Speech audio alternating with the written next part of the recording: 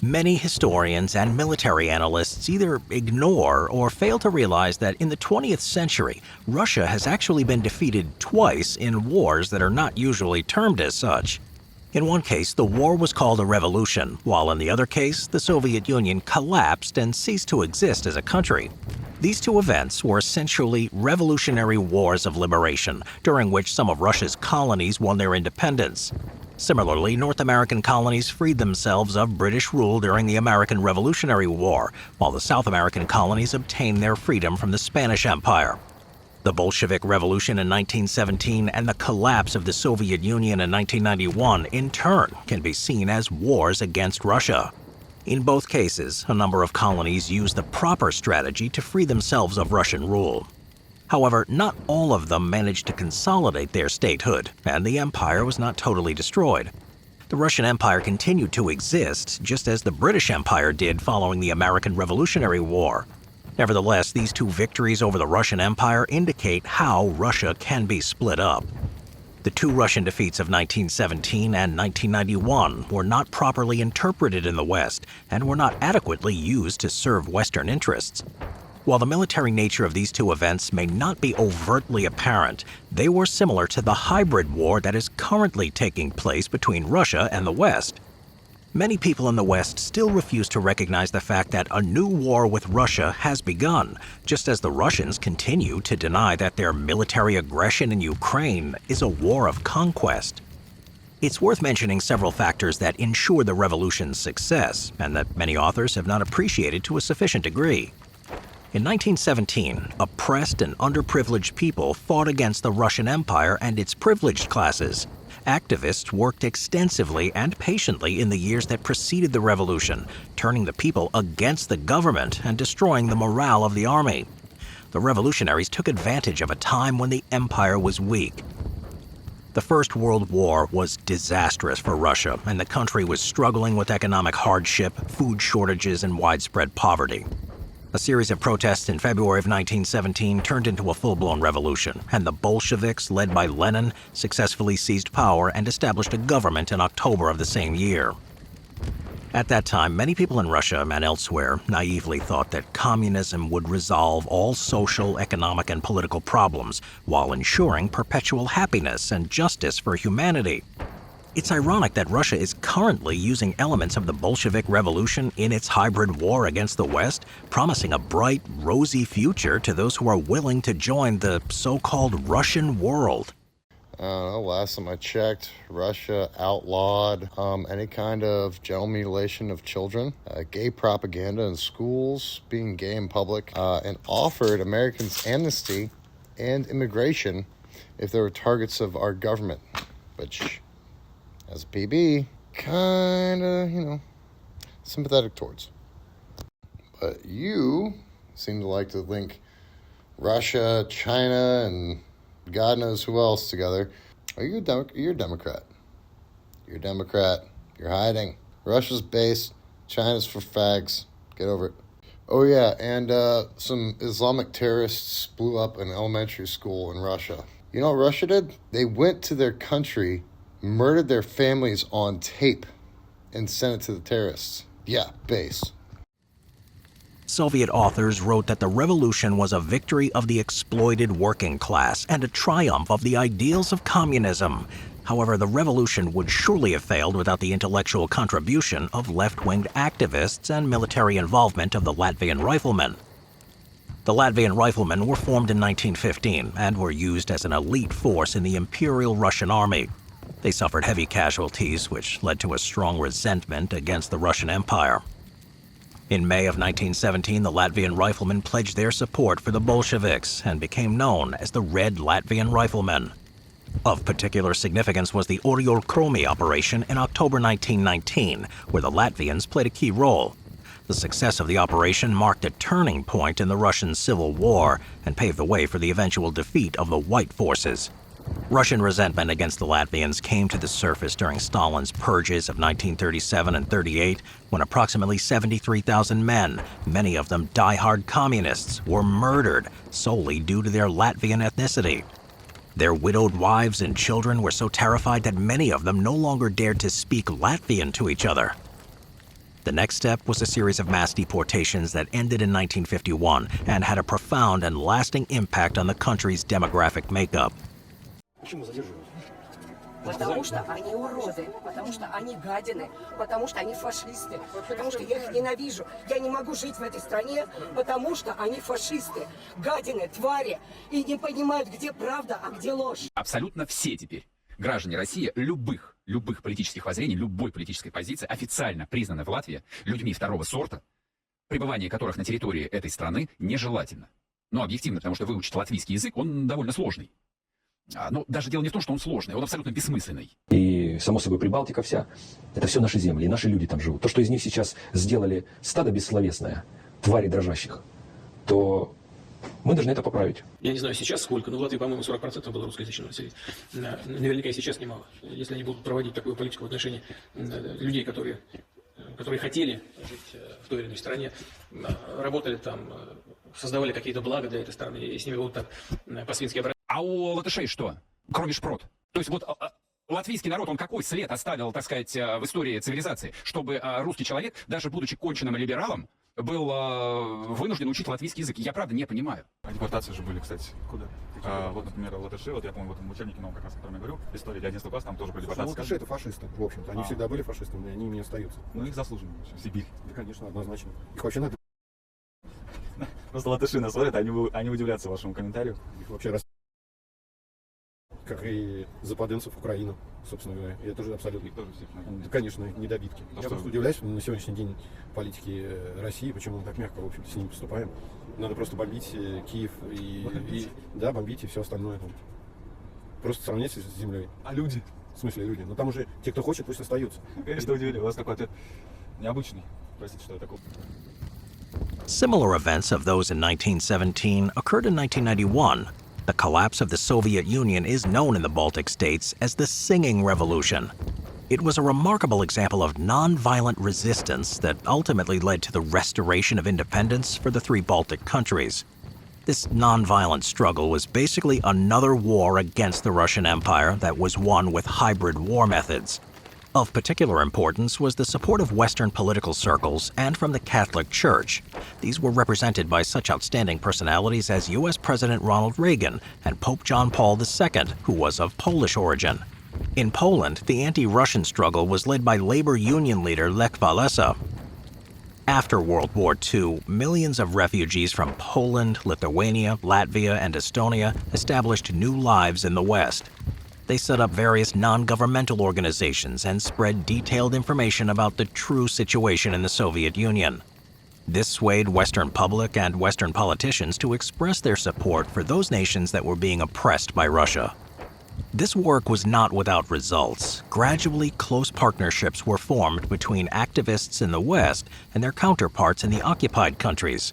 A few other circumstances make the collapse of the Soviet Union similar to the Bolshevik Revolution. In both cases, Russia had become weak. In 1917, this weakness had been brought on by the destruction of the First World War. And in 1991, Russia's economic system was on the verge of collapse due to a combination of factors, one of which was incommensurate military spending so that the Soviet Union could project the image of a mighty country, even though it lacked the resources to be a true superpower. President Ronald Reagan dragged Russia into an arms race that the country's economy could not withstand. Maintaining an enormous military, manufacturing advanced weapons, and playing the role of a global superpower required massive funding, which was not available to Russia at that time, nor is such funding available today. Both the 1917 and 1991 revolutions were fueled by powerful ideologies. In 1917, it was socialism and communism. The Bolshevik Revolution was a sweeping popular movement before communism demonstrated its evil face. The Revolution of 1991 was based on the demand for democracy and human rights. In both cases, the revolutionaries capitalized on the weakness of the empire and on the internal opposition that existed therein.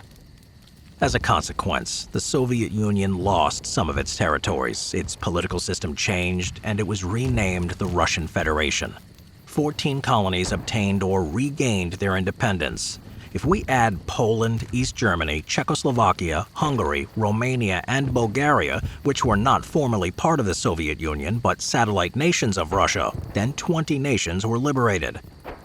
These were all colonies of the Russian Empire. Their residents can be seen as minorities in that empire, and they achieved Russia's partial breakup when the West and 3 distinguished global leaders created the necessary circumstances for that to happen. The decline of Soviet Russia was facilitated by America's containment policy, which had been recommended to the U.S. government by its long-serving ambassador in Moscow, George Kennan. Kennan was an expert on Russian history and culture. He recommended the establishment of a defensive wall of allied nations in order to prevent Russia from invading its smaller neighbors. The establishment of NATO and the arming of its member states was an important part of this strategy. Consequently, Russia was dragged into an arm race that eventually sank its economy. The campaigns of Sweden, France, and Germany show us that a direct invasion of Russia is not recommendable. In order to avoid an armed conflict with Russia, the Western alliance must be far more powerful in military terms. The West can split up the Russian Empire without an invasion. This isn't a matter of reinventing the wheel. History and even Russia's hybrid war tactics point to the ways this can be done. Clausewitz argues in his analysis of the French campaign in 1812 that Russia can only be subdued by its own weaknesses and internal dissension. In June of 2023, the rivalry between the head of the Wagner private military company, Yevgeny Prigozhin, and the Russian Ministry of Defense resulted into a mutiny that challenged President Putin's power. What followed Prigozhin's death was a large-scale purge of officials in the Russian command structure, and in February of 2024, Russia's most prominent opposition leader, Alexei Navalny, died while serving a 19-year prison sentence in a remote Arctic penal colony. His death sparked peaceful protests across the West and even in Russia, where hundreds of people were arrested. The previously successful policy of containment, economic sanctions, and hybrid war tactics would be more effective if the West was able to enlist China as an ally. Although any agreement with China would be tricky, such a partnership is possible, as was seen in the 1972 diplomatic agreement between China and the United States. In retrospect, we see that Ukraine should have been admitted to NATO after Russia's annexation of Crimea. Now the West must continue to help Ukraine modernize and train its army. Some people in the West fear that this would escalate the ongoing hybrid war with Russia, but such misgivings represent either a lack of knowledge about Russia or yet another futile attempt to placate the Russians. Russia will do everything it can to destabilize the West, irrespective of whether the West arms Ukraine or not. The United States must continue to develop new weapons because it has the greatest research and development opportunities in the world. Kremlin propagandists indirectly admit that this is the right strategy against Russia when they protest about the spread of NATO's infrastructure close to Russia's borders and the installation of American missile defense systems in Europe and Asia. These are decisively defensive measures that have been provoked by Russian aggression in Chechnya, Georgia, and Ukraine. Considering the current pacifist mood in the West, these cannot be seen as part of a conscious attempt to liberate Russia's remaining colonies. In listing the threats that Russia's facing, propagandists conveniently avoid mentioning the dissatisfaction of Russia's minorities. The West should be intensively involved in preparing Russia's minorities for the changes they desire and deserve. Ideas about freedom, democracy, and the right to self-determination are alive in Russia, although the voices that express them have been violently silenced. The West must understand that the dangers that Russia presents will only increase in the future. This enormous, aggressive empire should not be allowed to continue existing in its present form. The process of splitting the Russian Empire should include the return of territories that have been taken away from neighboring countries. That could be followed by a new Marshall Plan to help Russia experience a rebirth in a truly free and democratic society and in a sensibly sized territory. But then the question arises, is it correct to call for the breakup of a country? Today, nobody questions that the dismantling of the British, Spanish, and other European empires was necessary and ethically justified, even though the metropolitan states strongly opposed the process when it occurred. The first step in breaking up the European empires was the independence of the United States, followed by that of other countries. It's therefore entirely ethical and just to demand further breakup of the Russian Empire. There are three fundamental reasons for that. The first is unfairness. It's absolutely unfair that the comparatively small Russian nation has grabbed such an enormous territory, which it's unable to manage rationally. Even so, Moscow's doing everything that it can to expand Russia's size even more by attacking its smaller neighbors. The second reason is Russia's colonialist and imperialist structure. Colonialism is a system that has ended elsewhere in the world and that the United Nations has condemned. The UN definition of a colony states that the occupied territory must be separate from the metropolitan state by ocean waters. Sadly, this definition is incomplete. It makes no difference if the colonizer arrives by ship, tank, or horse. The result is the same in all cases. The language, culture, religion, and national consciousness of the occupied nation are gradually eroded. The third reason is that Russia endangers world peace. It's attacked neighboring territories since the very origins of the Russian state. When Ivan III took the throne of Muscovy in 1462, Russia's territories was approximately 400,000 square kilometers. Modern-day Russia covers over 17 million square kilometers. Conquering new territories has become an inexorable element of Russia's character. To ignore the facts of history and the aggressive impulses of an evil empire, to simply call the arms race a giant misunderstanding, and thereby remove yourself from the struggle between right and wrong. U.S. President Ronald Reagan once called Russia the evil empire. A study of that country's history offers a convincing justification of Reagan's accurate designation. For nearly 6 centuries, Russia has engaged in an endless series of crimes, which consist mainly of starting wars against weaker countries and then murdering and robbing their people. The same treatment has been administered against Russia's own people every time somebody expressed the slightest opposition to the governing tyrant. Russia's hybrid war against the West shows that nothing has changed. The present Russian administration is inherently evil, just like its predecessors. In 1939, Stalin invaded Poland under the pretext of protecting minorities. Later, he invaded Finland and the Baltic states, claiming that these tiny nations endangered Russia's sovereignty. President Putin has mentioned recovering Russian lands or defending compatriots who live abroad as excuses for his incursions in Ukraine and Georgia, and even for potential land grabs in the future. However, the territories that Russia's political elite wants to recover are not Russian at all, but were forcibly taken from other nations through war and conquest. Sooner or later, a future ruler will become consumed by the country's messianic ideology and the power that comes from ruling an enormous territory with tremendous natural resources, not to mention a potent nuclear arsenal. Following the example of Putin and Stalin, he will launch invasions of neighboring countries when they appear to be weak and isolated. New reasons, no matter how ludicrous, can always be invented for yet another armed insurrection, and their actual credibility is of little importance to Russia's leaders.